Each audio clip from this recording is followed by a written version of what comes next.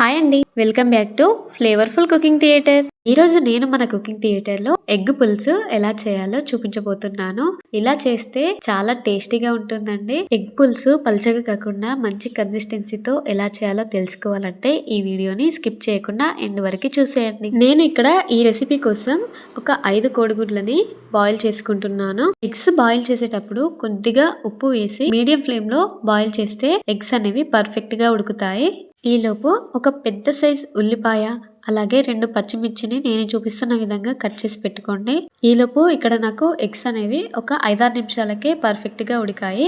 ఇక్కడ చూడండి, ఇలా మనం పొట్టు తీస్తే ఇలా ఈజీగా రావాలి. ఇలా వస్తే ఎగ్ అనేది పర్ఫెక్ట్ గా ఉడికినట్లు. ఇలా అన్ని ఎగ్స్ పొట్టు తీసి పక్కన పెట్టుకోండి. ఎగ్స్ బాయిల్ చేసే కన్నా ముందే నేను ఒక పెద్ద సైజు నిమ్మకాయ అంత చింతపండుని నానబెట్టుకున్నాను. ఇప్పుడు ఆ చింతపండు రసాన్ని తీసి చూపిస్తున్నాను. చింతపండు రసం నేను చూపిస్తున్న విధంగా ఈ కన్సిస్టెన్సీలో ఉండేలా చూసుకోండి. ఇప్పుడు మనం ఉడికించి పెట్టుకున్న ఎగ్స్ కి ఘాట్లు పెట్టుకొని వీటిని ఆయిల్లో కొద్దిగా ఫ్రై చేసి తీసుకోవాలి.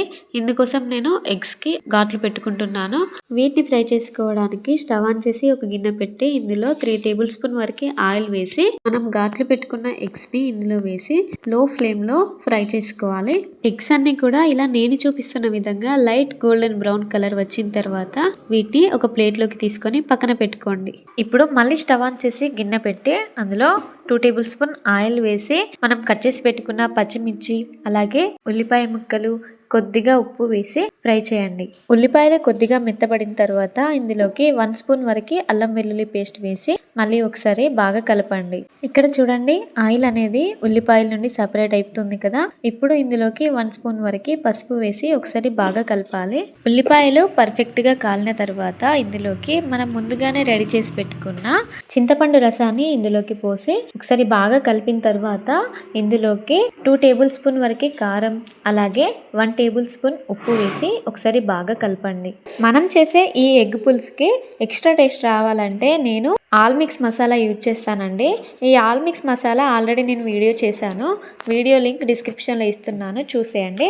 ఇక్కడ నేను ఈ చింతపండు రసం 30 to 40% వరకు మరిగిన తర్వాత 1 స్పూన్ ఆల్ మిక్స్ మసాలా అలాగే 1 స్పూన్ కొత్తిమీర పొడి వేసుకుంటున్నాను. ఇక్కడ మనకి చింతపండు రసం అనేది 50 to 60% వరకు మరిగిన తర్వాతే మనం ముందుగానే రెడీ చేసి పెట్టుకున్న ఎగ్స్ ని ఇందులోకి వేసి ఒకసారి బాగా కలిపి లాస్ట్ లో కొద్దిగా కొత్తిమీర తరుగు వేసి స్టవ్ ఆఫ్ చేసేయండి. ఇంతే అండి. ఇలా సింపుల్ గా టేస్టీగా ఎగ్ పులుసు చేశారంటే ఇంట్లో ఎవరైనా చాలా ఇష్టంగా తినేస్తారు. మీ పిల్లలు గనక బాయిల్డ్ ఎగ్ తిననని ఇబ్బంది పెడితే నేను చూపించిన విధంగా ఇలా చేసి పెట్టండి, చాలా ఇష్టంగా తినేస్తారు. ఎందుకంటే ఇలా చేస్తే నీచు వాసన అనేది అస్సలే ఉండదు, చాలా టేస్టీగా ఉంటుంది. ఈ ఎగ్ పులుసు రైస్ లోకైనా చపాతీలోకైనా పర్ఫెక్ట్ గా సెట్ అయిపోతుంది. సో మీరు కూడా నేను చూపించిన విధంగా ఒకసారి ట్రై చేసి మీకు ఎలా వచ్చిందో కామెంట్ చేయండి. మరిన్ని కుకింగ్ వీడియోస్ కోసం మన ఛానల్ ని సబ్స్క్రైబ్ చేయండి. Thank you for watching.